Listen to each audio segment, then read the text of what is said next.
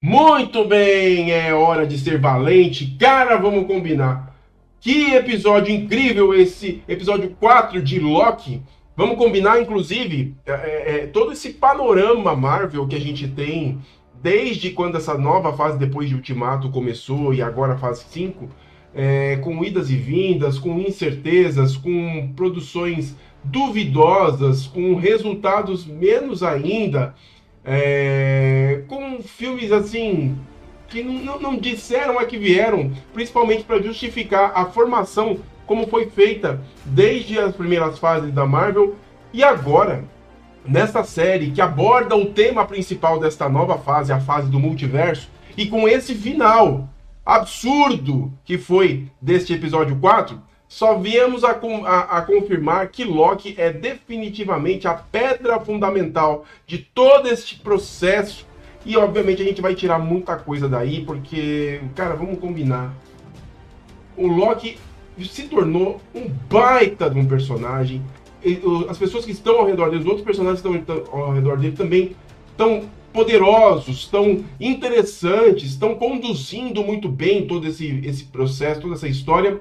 E obviamente isso tudo vai culminar num mega evento lá na frente. E espero que todas essas pequenas partes, mesmo dos próximos filmes que ainda não tem nenhuma conexão, pelo menos pela essência que são, com tudo isso que está acontecendo em Loki, não venham se conectar, mas que pelo menos Loki pavimente este caminho para que lá na frente essas outras histórias que são para chegar consigam buscar suas conexões e lá na frente nós culminarmos em Vingadores, a, a dinastia Kang. Cara, 3 anos.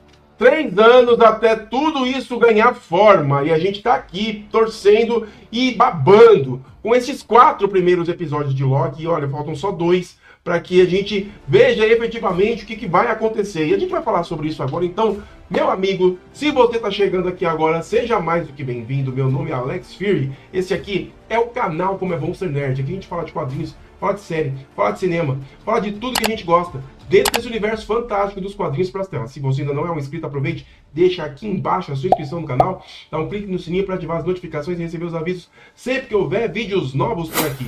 E nas nossas redes sociais, por lá o assunto sempre começa antes. E claro, compartilhe esse vídeo com seus amigos, deixa aqui embaixo um like e vamos! Porque agora, meus amigos, esse episódio, vamos lá, vamos começar.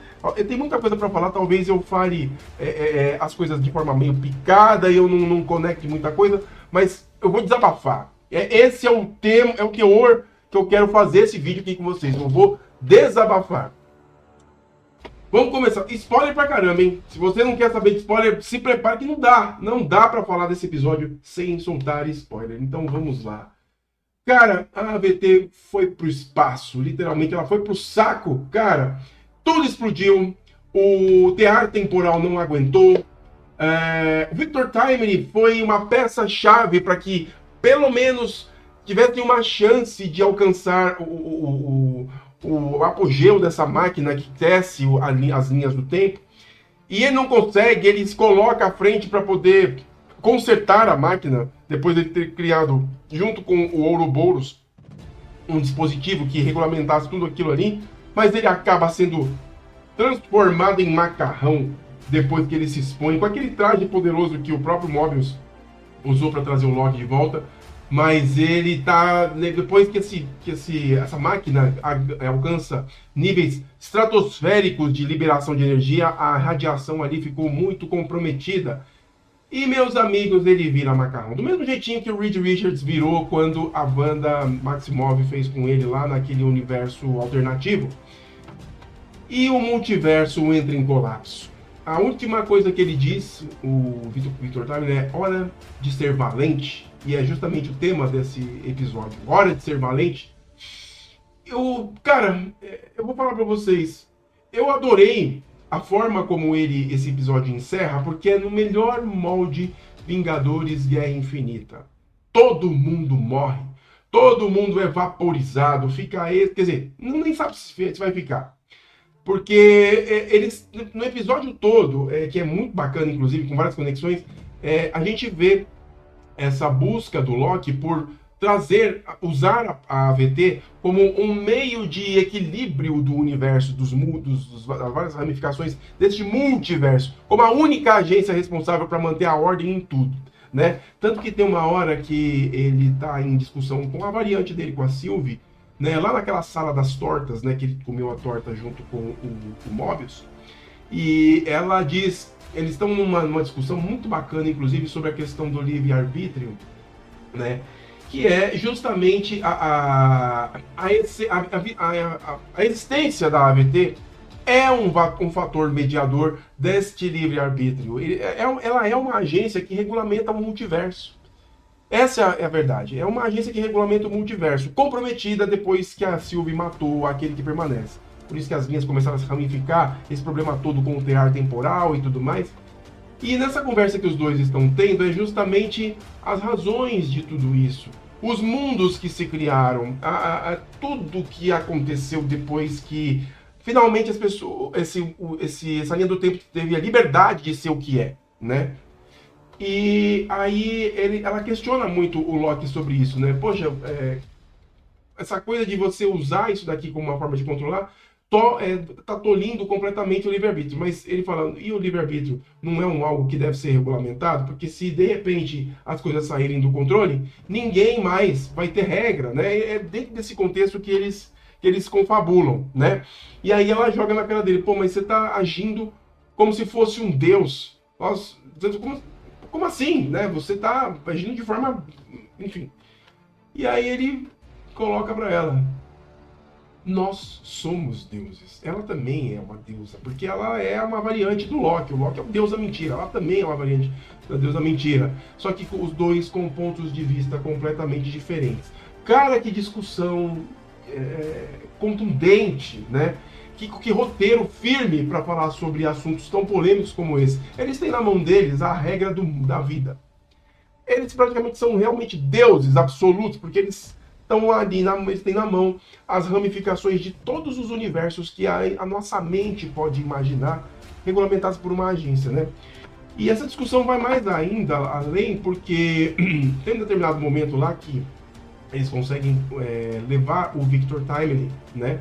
Que é a versão ancestral daquele que permanece, o Victor Timely, para conhecer o Ouroboros, né? Inclusive, quero ressaltar bacana a forma como acontece o momento em que os dois se conhecem, né? Eu não sei se eu falei isso aqui no vídeo anterior, mas o nome Ouroboros se refere a uma figura da cobra que se devora a si mesmo. É o ciclo da morte, por assim dizer, né? Que ao mesmo tempo se renova. E por que eu estou falando isso? Porque o Ouroboros e o Victor Timely, no momento que eles se encontram, o Victor Timely reconhece o Ouroboros por causa do manual da AVT que ele recebeu quando garoto lá da Harmona Renslayer. E aí ele olha a foto e fala assim, cara, você é o Ouroboros? Eu preciso da sua assinatura, cara. Eu sou seu fã. Tipo, como o próprio funcionário da AVT falou pra ele quando eles se conheceram. E aí, cara, o Loki vai falar lá, Victor. Ele fala, como é que é? O Ouroboros fala, como é que é o seu nome? Victor? Aí, cara, eles percebem, né? Quem é quem ali. Por isso que o nome Ouroboros entra em paradoxo com o Victor Timely. Quem começou? É a velha história do quem chegou primeiro, o ovo ou a galinha, né? Então essa questão do Ouroboros, da cobra que se devora, os dois ali, naquele momento. Quem deu as primeiras invenções? Foi o Victor Timely ou foi o Ouroboros que quando o Victor Timely recebeu das mãos da Ramona o seu manual? Como que tudo isso começou, né? Enfim, isso é um paradoxo temporal que fica para sua questão, para o seu questionamento, para você avaliar quem começou primeiro. Mas o episódio ele dá as dicas de como que isso tudo começa, né? Bom, em meio a tanto colapso, a AVT colapsando, a gente tem algumas coisas que ficaram pelo caminho. Uma delas é toda a equipe da General Docs, inclusive o Brad Wolf, que todos estão presos depois dos eventos terem dado errado, né? Deles terem tentado podar as linhas temporais e manter a AVT inteira. Aliás, manter a AVT inteira, pelas alternativas que eles tomaram, de certa forma, uma forma desesperada e, ao mesmo tempo, homicida, porque como a própria B15, né, a soldado B15 disse, aquelas linhas temporais são ramificações, ou seja, são mundos com pessoas, com histórias ali dentro, elas estão sendo mortas cada vez que eles vão em uma linha temporal para podar. Foi por isso que a equipe da General Dox e a própria foram presos na AVT. E em um determinado momento, a B15 está lá na ponte, vendo como que tá as ramificações da AVT, vendo como é que está o colapso do tear temporal, e ela conversa com uma das juízas, né? E a juíza diz para ela ir até a General Dox e conseguir convencê-la para ser uma aliada na busca por equilíbrio da AVT, né? E ela fala, poxa, mas eu não consigo convencer alguém como ela. E a juíza fala, mas você, B15, com a sua convicção, com a sua crença, você conseguiu me convencer. Então, a General vai ser muito fácil. E é o que ela vai fazer.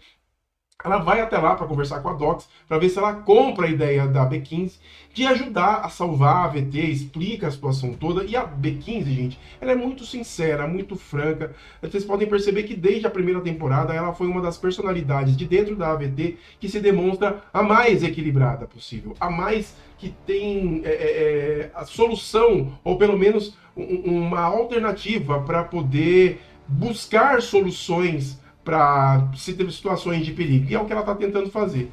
E ela vai lá conversar com o pessoal da B15, da General Dox, incluindo o Brad Wolf.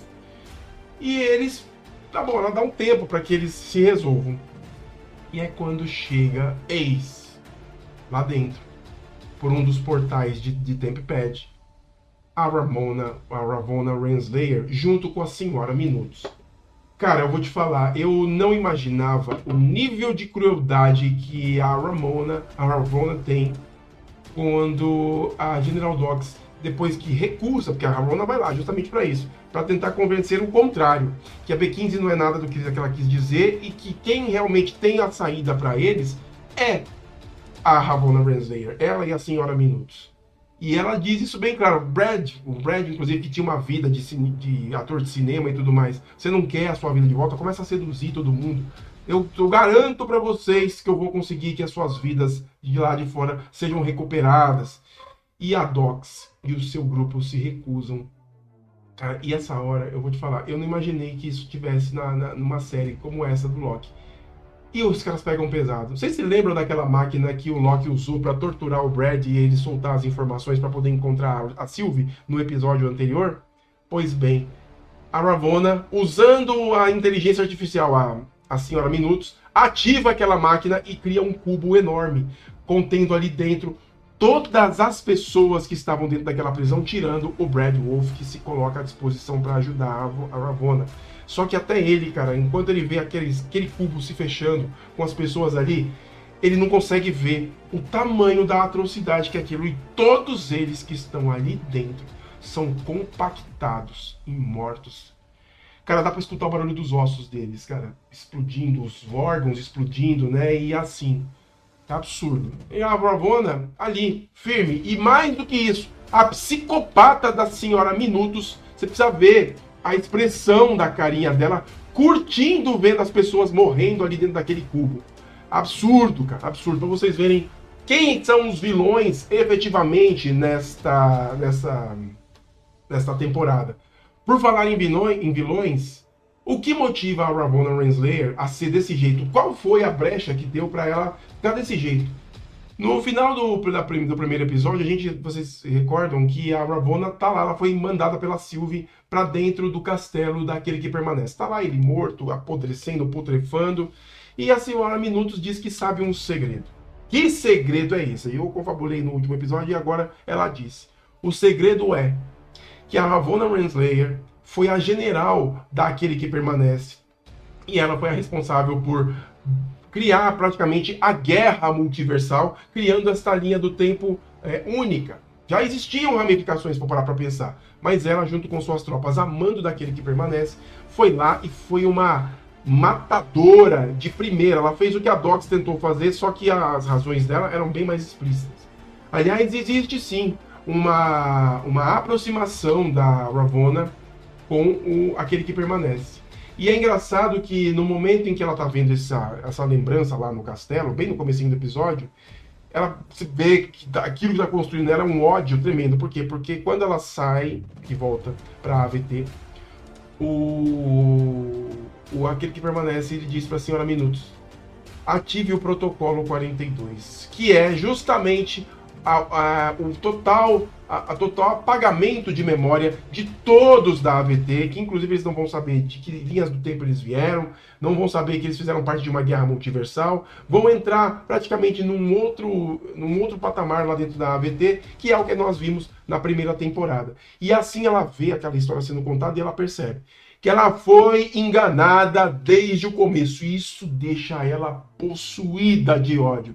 Porque a própria Senhorita Minutos bota mais pilha e diz para ela: a gente não precisa dele. Nós duas podemos fazer tudo isso acontecer. E se preparem. Você vê que ela é um capetinha falando na orelha da Ravonna? Pois é, a Senhora Minutos é o grande vilão dessa história. Podem acreditar.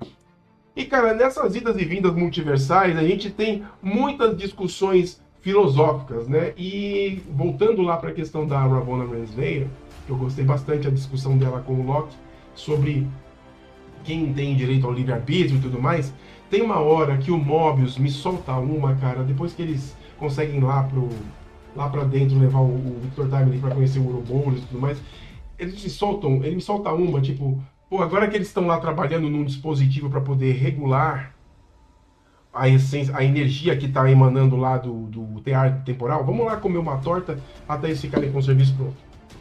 Cara, quando ele fala isso, ele deixa a Sylvie doida, cara. E ela fala assim: quer comer uma torta? O mundo tá colapsando, todo mundo aí tá morrendo, a sua linha temporal, você não tá preocupado nem de onde você veio. Você, em meio de tudo isso, você só se preocupa em comer uma torta? Então vai lá. Começou a torta, tipo, ela entra na mente do Mobius e ele para pra pensar, cara. Ele para pra pensar, ele fica assim, tipo, cara, que nível eu cheguei? Mas ele, como a gente falou agora há pouco, ele é mais uma das vítimas que tiveram a memória apagada pelo protocolo 42. Então, assim, ele não tem essa memória. Tanto que a memória que ele tem é bem passageira. Na primeira temporada, tem uma hora que ele encontra uma revista de esportes, né? Da Piranha Sports, que tem lá a foto de um jet ski, né? E ele fala: poxa, como eu gostaria de andar de um jet ski. Então, assim, ficam essas pontas soltas e muito provavelmente isso possa ser apresentado no próximo episódio. Até porque, não sei se vocês recordam dos trailers, em um dos trailers a gente tem o Loki com a mesma roupa que ele tá neste episódio 4, principalmente depois que tudo explode. Aparece ele na frente de uma das lojas da Piranha Sports. E quem tá atrás dele, aparentemente bem de forma esfumaçada assim, pode ser o Mobius. Então eu tô achando que em todo esse processo, de toda essa perda da AVT, eles não tenham morrido, mas sim lançados para além do tempo, né, em outros locais, né? E, velho, por falar em além do tempo, vamos combinar. Que estratégia de roteiro incrível que foi essa deste episódio. De destruir tudo, cara. Os caras... Poxa vida. Você sabe, vocês estão acompanhando desde os comentários aqui no canal. Desde o primeiro episódio eles estão no começo foi uma confusão. Depois eles começaram a se encontrar. A Sylvie volta. Agora a Ravonna Renslayer botou as cartas na mesa. A Senhora Minutos está querendo controlar tudo. Aquele que permanece voltou para a AVT. E, velho... Que loucura quando você passa por tudo isso, quando aquele que permanece percebe que este universo precisa ser equilibrado, quando toda essa estrutura da AVT está comprometida e ele se coloca à frente para poder salvar. Aliás, essa cena de quando ele se coloca à frente, antes dela acontecer, tem uma hora lá que está o Mobius e o Loki, e todos eles, inclusive, discutindo quem é que vai, né, para o lado de fora para colocar o tal dispositivo que o Ouroboros e o Victor Timely juntos fizeram para poder regular aquela máquina. E nessa hora, velho, eles estão lá com um dos bonequinhos, aquele bonequinho, inclusive, com a mesma roupa de proteção que o Mobius usou para poder ir lá resgatar o Loki da linha do tempo. Ele tá indo lá, né? e ele mostra aquele bonequinho e o pessoal fala assim, poxa, o Mobius fala assim, vai você, Loki, porque esse bonequinho não tem nada a ver comigo. Ou seja, eles começam com uma conversa tão descompromissada, através de um bonequinho que não tem nem a cara deles, que inclusive é o comentário da própria Sylvie, que fica de saco cheio daquele joga pra cá, joga pra lá dos dois, né? E eles deixam bem claro que eles não sabem que fim que vai ter aquilo. Os únicos que sabem mecanicamente e por essência do que vai realmente acontecer é o Ouroboros e o Victor Timely, né? Que inclusive ele fala, não, pode deixar. É hora de ser valente. Foi quando ele coloca o traje e resolve ir lá fora. E no momento em que ele abre as comportas e vai convencido de que vai dar conta, fica na cabeça da gente uma fala do Ouroboros. Tomem cuidado, porque lá fora os níveis de radiação temporal estão muito maiores do que quando o Mobius foi aquela vez. E cara, dito e feito, é quando o Victor Timely vai lá fora e ele vira um espaguete em segundos. E não basta isso. O tear temporal não suporta, ninguém fica sem entender nada, cara. E essa cena é tão linda, cara, porque o Loki fica olhando, contempla aquilo, tipo, e agora? E uma grande explosão, tipo um Big Bang mesmo, um recomeço do universo acontece ali e o episódio termina, meus amigos. E você e eu, que amam Loki, que amam todo este universo que está passando por um colapso, pode ter a grande oportunidade agora de ter um grande retorno com este final. E talvez nos próximos 2 episódios a gente tenha até a oportunidade de ver se a sequência do final de Homem-Formiga Quantumania vai ter alguma relação com esta série, né? Porque a cena pós-créditos de Quantumania foi justamente a cena do Victor Timely apresentando o tear temporal lá em 1839. E agora, talvez a gente conheça, e eu tô com esperança disso acontecer, de vermos aí o Conselho dos Kang, que são justamente aqueles trocentos Kang que a gente viu no fechamento de Homem-Formiga e Vespa Quantumania. Meu amigo, eu vou te falar, esta é a Marvel que eu sempre quis. Aliás, a Marvel que tinha essa essência há tempos atrás e se perdeu nessa virada de fase depois de Ultimato. E agora, nesta série, estão nos avisando que as coisas vão voltar ao normal. Assim, eu espero, por favor, tirem o Taika Waititi deste elenco de diretores ruins, pelo amor de Deus, que eu não quero mais um fiasco no plano. Bom, meus amigos, tirando os desabafos, era isso que eu queria falar para vocês. Estamos ansiosos para quinta-feira que vem para assistir e comentar o 5º episódio de Loki, 2ª temporada, beleza? Mas antes de mais nada, eu quero saber de vocês, o que é que vocês acharam de Loki, o 4º episódio. Deixa aqui embaixo seu comentário, eu quero saber a sua opinião, beleza? Meu nome é Alex Fury, eu vou ficando por aqui. Um grande abraço para vocês e até mais no nosso próximo vídeo.